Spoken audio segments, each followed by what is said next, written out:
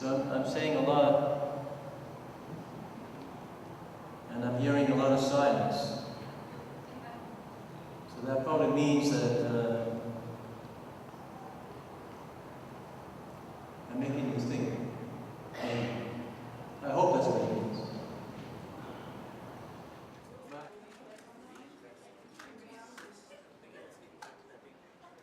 We started at the community level and then made that personal contact through our invitations, and it made all the difference in the world. So that relation. To me, first of all, dialogue is building trust.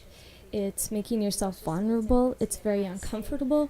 But through these processes, you can come to a comfortability and an understanding. And it doesn't mean that you agree with the person, but you can listen to them and you can be empathetic. And then from there, you can learn how you can come together to help each other through action. It's what we need to do in order to make change. Dialogue is the beginning, because if we have to identify what we see as a problem and to listen to all aspects of the problem, and then to create answers and or potential solutions, and then be able to take those potential solutions forward to government that will take the time to listen and work with that given community to see that something is being done about this. And we've got some serious problems going on out there. We got some serious problems happening right here in this city. I think to me dialogue is something that occurs between two or more people where they exchange ideas, they exchange experiences, they have a meaningful insight into each other's words and comments. And in the end, I guess it's about really communicating what we feel. Dialogue works in all areas of the globe. It works in industry, it works in government, it works in the community. If the dialogue is going to work, it'll be Canadian people and First Nations people and Aboriginal people working together. That's how it's going to work. The John Humphrey Centre, from my experience working with them, it's about creating resources for people to have access to what is human rights all about. And they put it into plain language, specifically for youth. That's one of their main mandates. They're broadening into other places, like for Aboriginal communities and people in Alberta as well. So it's access, it's creating resources, and going out into the community and talking with people to know what sort of resources they need and how can they create projects to fill that need, essentially. A lot of times we feel helpless. We feel that nobody's listening to us. And what the Humphrey Foundation is doing is trying to provide a vehicle, an avenue in which they can have dialogue, they can have talk, and to start working on people not feeling that helplessness. And I think that's so important. I know a lot of times whenever I'm doing something, if there's something I can't do to change it, and each of us feels that. If there's somebody who sits down and listens with us, then two people can start moving forward towards working out a solution. And that's what we're doing here in these little rooms, in these breakout groups. We're looking for solutions. We're listening to each other. And out of that comes our thoughts. And those will be brought forward and worked at from here. Just tired of us young kids and whatnot are tired of us living off of welfare. So he just told the welfare office, whoever comes by, tell them that there's a job opening and get everybody who's eligible to work and able to work and whatnot. Just get them to come and sign up. Yeah. And we all signed up, and I guess there's 59 applicants, and they only chose 25 of us. Yeah. Always involve the youth.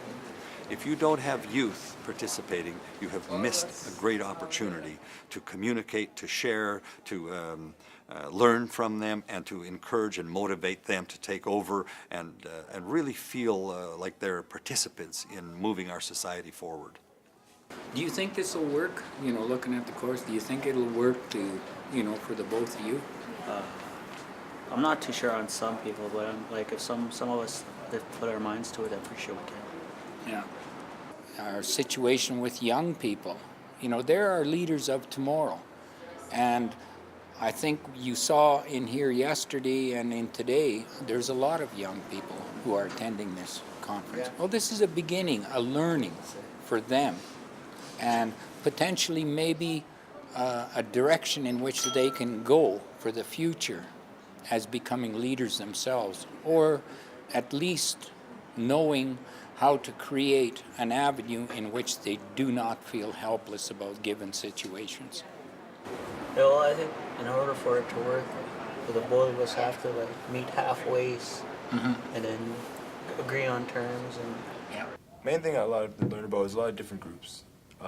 Like the Jewish lady that went up and talked about a lot of different things they're doing for their own group, for Jewish women, getting together, practicing their own culture.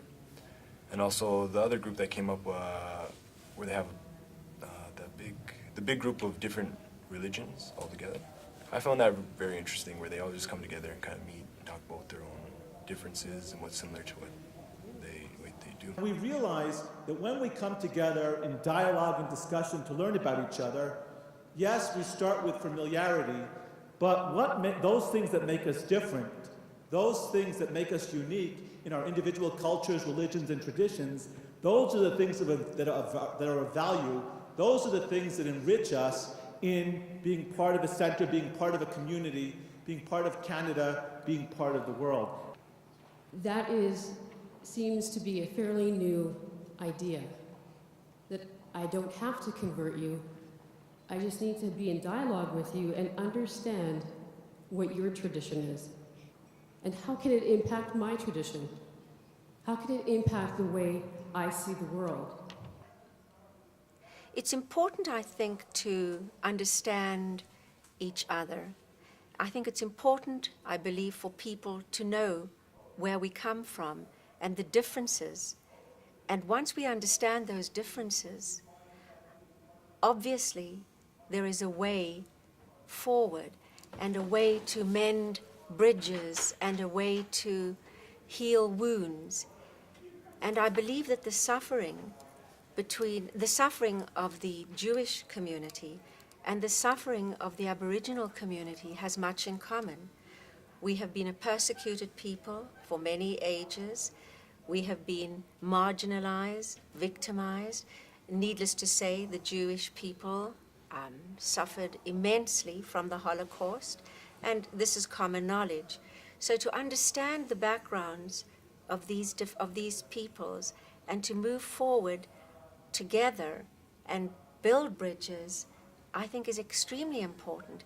And in fact, there was a mission recently organized by the Canadian Jewish Congress between First Nations people and the Jewish community, the organized Jewish community, to go to Israel, to learn about the similarities, the differences, and to see ways in the future to work together to make the world a better place to understand and to come to terms with who we are and how we can, in fact, improve our relationships coming from a similar background. The Ukrainian community is a very large community in Alberta. We have about 10% of the population is of Ukrainian ancestry right now, and we went through many of these kinds of dialogues for action. In fact, the last major one was just held a few years ago. We had a thing called Blueprint for Action. And we brought together leaders from all across the country. We had some guests from beyond our borders, and we fundamentally said we have to change how we are approaching our own community organization. And from that, we created a blueprint for action. I can't recall, I think it was about 60 pages of ideas. We had to organize and think in terms of cultural preservation, and that's how we helped organize the successes that we're enjoying today. And I hope we can continue doing that, not only in the Ukrainian community, but with all of our communities, including our Aboriginal communities. What I am saying, though, is that it is time, I think, for First Nations people to come out and take the lead in showing a new direction for this country. We know that by and large, the Aboriginal communities that live in Alberta still communicate in an oral fashion, because that is the custom, that is the tradition. It has been, and probably for many, many years to come always will be, an oral culture.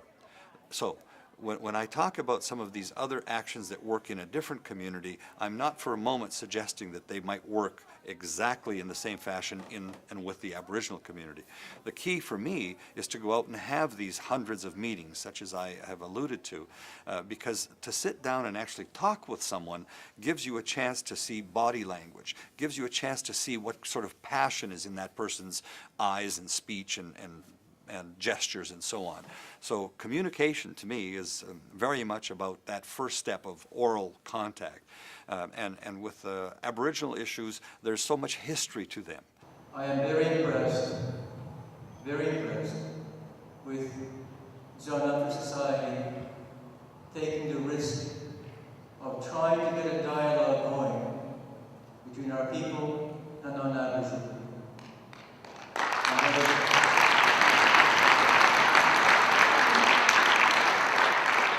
And with that, I want to say this one thing before we leave it in the good words of the elders and the good words of prayer, is that dialogue is not the result. It's a process. So trust the process. Thank you. And where do we go from here? I'm hoping that what is learned here will be looked at, will be listened to, and at the very least, people are feeling that somebody is listening. And that's what dialogue is all about.